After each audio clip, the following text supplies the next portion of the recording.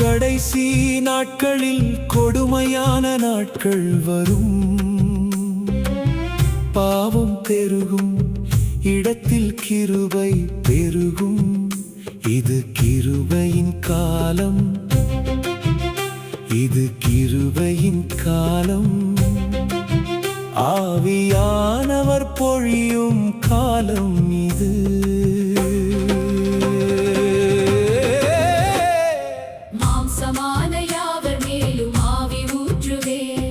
குமாரரும் குமாரத்திகளும் தீர்க்கதரிசனம் சொல்லுவார்கள்.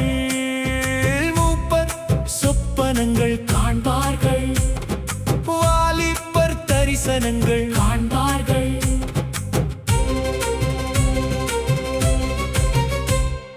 சத்தியத்தை அநியாயத்தினாலே அடக்குகிற மனுஷர், அவர்கள் மேல் தேவகோபம் வெளிப்படும். கள்ள தீர்க்கதரிசி ஆவி கிரியையால் சத்தியம் மறைக்கப்படுகிறது.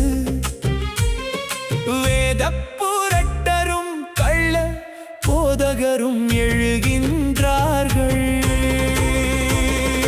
ஒருபுறம் பரிசுத்தம் அடையும் ஜனங்கள் ஆவிக்கு பணிந்து பரிசுத்தமாவார்கள். மற்றொரு பக்கம் அநியாயம் பெருகும். அநியாயம் செய்கிறவன் அநியாயத்தில் வளரும். நீதியுள்ளவன் நீதியில் நிலைப்பான். இதோ சீக்கிரம் வருகிறேன் என்றார் கர்த்தர். கிரியைகளின்படி பலன் கொடுப்பேன். எது அதிகமோ அதன்படி நியாயம். நீதியுள்ளவன் மோட்சம் அடைவான்.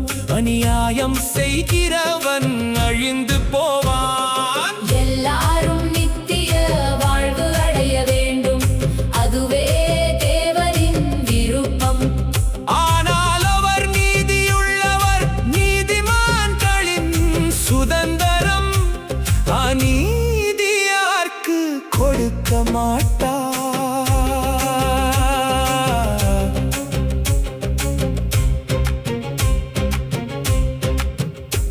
பயம் இரண்டு வகை எனப்படுகிறது.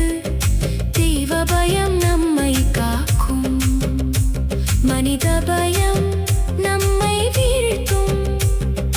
தெய்வ பயம் மோட்சம் தரும், மனித பயம் நரகத்துக்கு நடத்தும்.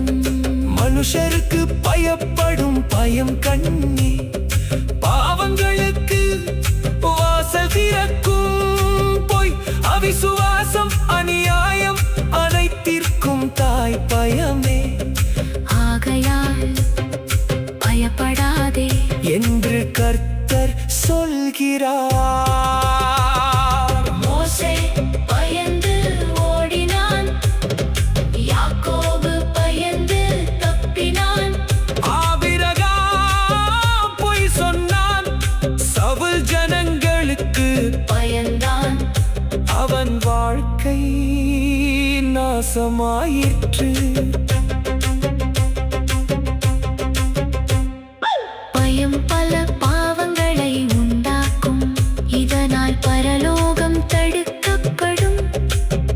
ஆனால் தீவ பயம் இருதயத்தில் வந்தால் பாவத்தை விட்டு விலகுவோம், நீதியில் நடப்போம்.